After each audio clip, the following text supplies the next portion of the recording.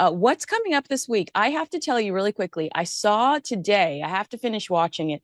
You go into like BS celebrity beauty, Mhm. hacks or lies. I don't, how quickly I put thorough body after Gwyneth Paltrow posted about it over the weekend on in my cart. It was shocking. So I'm hoping you're not going to tell me that Gwyneth Paltrow is lying about the thorough body. Actually, I leave Gwyneth alone in this segment, but I do Okay. take Gwyneth to task at the top of the show, and I take her celeb spawn out to the woodshed at the end of the show with a scandal that nobody will believe it. It's so vicious and savage, and they've tried to cover it up. It's alleged, but Yeah. Okay. All right. Well, then I'm going to go ahead and proceed with purchase and I will worry about it, whether or not it actually works give later. me your Yelp review when you're done with it. Let me see. Exactly. Yeah. All right. So I want that this story comes out. I immediately think of you. I want to immediately start tearing into this person, but I thought I'd hold on to it until we actually spoke because I know that you know how much of a terror Chrissy Teigen is. And Mhm. the idea that Meghan Markle, that's the big name Meghan Markle has for season 2 of With Love, Meghan. Does that just confuse you beyond all comprehension from a PR perspective to place these two women, allegedly notorious bullies, next to each other, two women that are trying to fight this narrative? Doesn't that just enhance everyone's mind? Like in our minds, aren't we looking at these two standing next to each other going, Satan spawn and Satan spawn's BFF? There's just I can't imagine a publicist going, this sounds like a great idea. I agree with you completely, as always. As in 99% of the time, I agree with you, Kenzie. But we're not talking about normal people here. We are talking about two desperate fame whores who married men to elevate their own stature. Chrissy Teigen has no talent. Like I Yeah. talked about this on The Nerve, actually, the last episode. Like she was famous for a minute because people would be like, "Oh wow, isn't she so clever on social media? Like, isn't she so funny?" And then it came out that she was bullying a young starlet named Courtney Stodden, both on the open internet and then sliding into her DMs and saying, "You should kill yourself." Okay, I don't know the exact wording, but she was saying you should go kill yourself. Yeah. Okay, that's somebody, you are a sick, sick individual if that's how you get your kicks. Okay, so Yes. Chrissy Teigen, I think, is human garbage. She's garbage. She is garbage. Meghan Markle, who, someone just emailed me and was reminding me to reread the Australian coverage of Harry and Meghan's official royal tour in Australia and the hissy fits she was throwing. And, the hot beverage that allegedly found itself smacking an assistant in the body, in the face, I don't know where. So there are two bullies who are desperate to be considered America's best friend among a cohort of females who they believe are easily influenced to purchase their garbage. Mhm. Their garbage. Right, pop culture stands, buckle up. This week's gossip mill is spinning out of control, and at the center of it all, Meghan Markle, of course. Now, before you roll your eyes, just hear me out, because what's going on behind the scenes is juicier than anything you'll see on the actual telly. Let's start with that infamous royal ultimatum. According to royal insiders, Meghan allegedly told Harry, straight up, go public with our relationship or I'm gone. Imagine that. The pressure, the drama, the absolute nerve. Apparently, this wasn't just about love, it was about control. Some say she triggered Harry's deepest fears, his old trauma from losing his mom, Diana. Suddenly, he wasn't just a prince in love, he was a man desperate not to lose someone again. Yeah. When it comes to Meghan and Harry, I feel like because I might have put it in our show notes, I probably did, but the idea that they're polling the worst they've ever polled. I'm sure that there are some sort of crisis management meetings that happen regularly where they try to determine how to change public perception. I mean, in the last few years, the joke has always been like another rebrand for Meghan, another rebrand for Harry and Meghan, another rebrand. But I wonder if one of the reasons that people just refuse to change course on their thoughts about Harry and Meghan, aside from the fact that they hate them and they're probably right for it, is because they don't their actions don't follow their words. You are just campaigning in New York to keep children off of social media. You are just campaigning to protect children on social media, children that have been so bullied that they take their own lives. And then you go and elevate this person, by elevate, Meghan's favorite word, by putting them, you're giving this person credibility by putting them on your show. You're endorsing this person by putting them on your show. And like you just pointed out, this is the same person that bullied a child, a 16-year-old kid, who now says that they were groomed. Uh, Mhm. you you're endorsing them by having them standing next to you on your show. Your actions don't match your words. Well, this has been Meghan's problem since day one. And we all see her grasping for anything that will sort of reinforce this notion that she is welcomed among fellow famous people.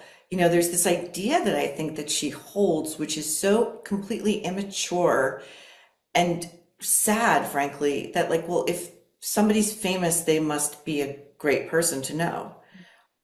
I mean, I can point to any number of examples where it's actually the exact opposite. And people who often get to that level of fame have left a lot of bodies in their wake. There's a ruthlessness that comes with that that is not appealing.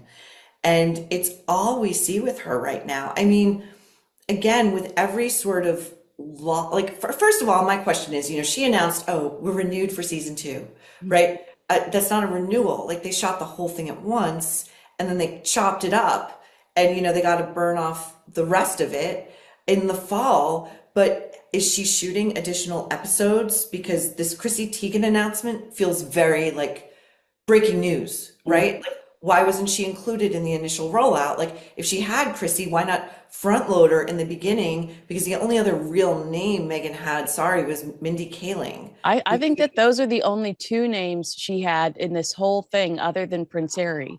And Prince Harry apparently is not seen at all in season two, which I don't think is going to bode well, because there are people like me that now have no reason to watch it. I told you the last time this came out, I was instructed to watch 3 episodes to react to Prince Harry's presence or mention in those episodes.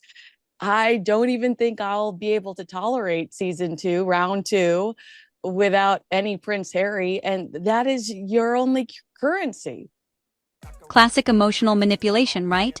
But it doesn't stop there. Meghan's apparent tactics went beyond Harry himself. She's been accused of isolating him from his mates, criticizing their jokes, their banter, and slowly but surely, causing those friendships to drift. It's textbook toxic relationship behavior, cutting off your partner's support system until you're the only one left. Honestly, if the roles were reversed, we'd be shouting abuse from the rooftops, wouldn't we? Then there's the PR circus. Season 2 of With Love, Meghan is here. And the guest list? Controversial to say the least. Chrissy Teigen, another celeb with a bullying scandal under her belt, is leaping into Meghan's rebrand bonanza. From a PR perspective, it's baffling. 2 women fighting off bully reputations, teaming up for a female empowerment special? It's like asking the fox to guard the henhouse. But here's the real kicker. Meghan's constantly talking about being relatable, struggling as a working mom, juggling it all, whilst living in a mansion with nannies and a full staff. She claims she's just like us, but let's be honest, none of us are phoning up our housekeeper because we can't find the organic oat milk. It is her only currency, and I don't, I just don't know what she's doing, because in anticipation of coming on to talk to you, I did listen to a little bit of the Why? latest podcast. Oh my Okay. God. You and I both, I was about to jump out the window. Okay, Kinsey, I started off with my earbuds in, and within 2 minutes, I was like, I cannot physically have her voice this close, like in my ear canal. I have to remove the earbuds and put it on speaker and move it a little bit away. This is how like revolting I find her, and she's talking a bunch of garbage to some woman who founded a makeup line, a woman who, by the way, comes from enough money that she says to her mother, I know you're saving up for all of our weddings. So this woman's put aside like 100K for each kid. She comes from money. Give me my money so I can have my seed money. But she's talking about bootstrapping and like struggling, and spare me. Okay. Yeah, This, both of them are like that, though. Like, both of them are not, you know, eating out of a dumpster because are not able to pay their rent because they're so emotionally invested in these brands. They're Meghan Markle is in the position she's in because of the man she married. Yeah, you're talking about Kitsch founder Cassandra Thurswell. I secretly love the fact that they have sent me a bunch of free swag because I'm like, and oh, you were friends with Meghan and I'm getting free swag. Clearly, you don't know what my day job is.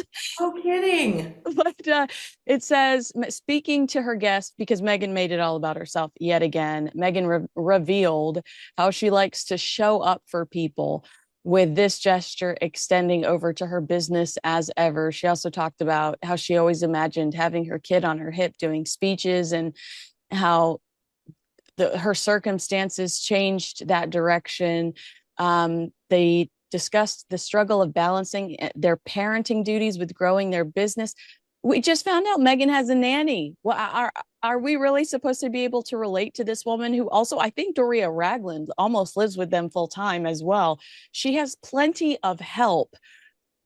I'm sorry, but you don't fit in this category of like boss girl, working mom who's about to pull her hair out when you've got plenty of people to help you juggle it all. Yeah, I don't believe there's only one nanny. Yeah.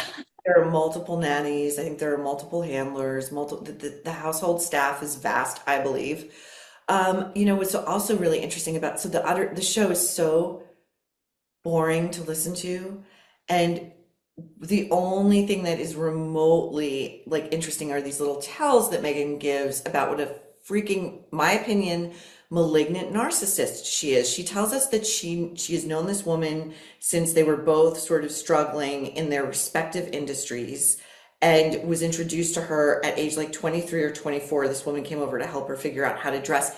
If she's any good at it, none of the lessons stuck because we just keep looking at Meghan in these like billowing pants that are the hems are dragging all over the place. Okay.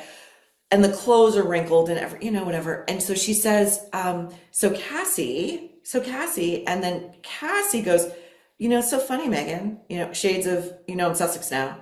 It's so funny you call me Cassie, because like the only people in my life who call me that are my closest family members.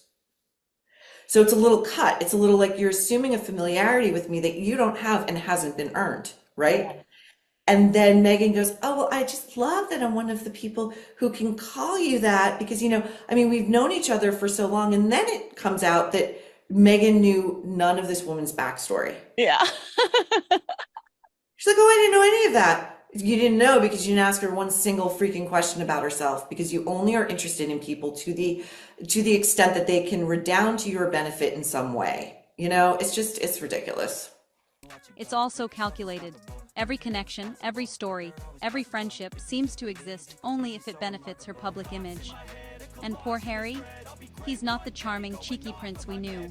He's a shadow of himself, estranged from his family, cut off from his mates, and stumbling through podcast appearances in an attempt to stay relevant. So, is this true love or power play? If this was a bloke doing it to a woman, we'd all be screaming red flags. But because it's Meghan, the world shrugs and says, she's ambitious. Is Harry a victim, trapped in a PR machine? Or is this just the media piling on the hate? Let's talk about it. Drop your thoughts below, hit like, and subscribe for more pop culture deep dive. Because in the world of celebrity manipulation, the truth is always stranger than fiction.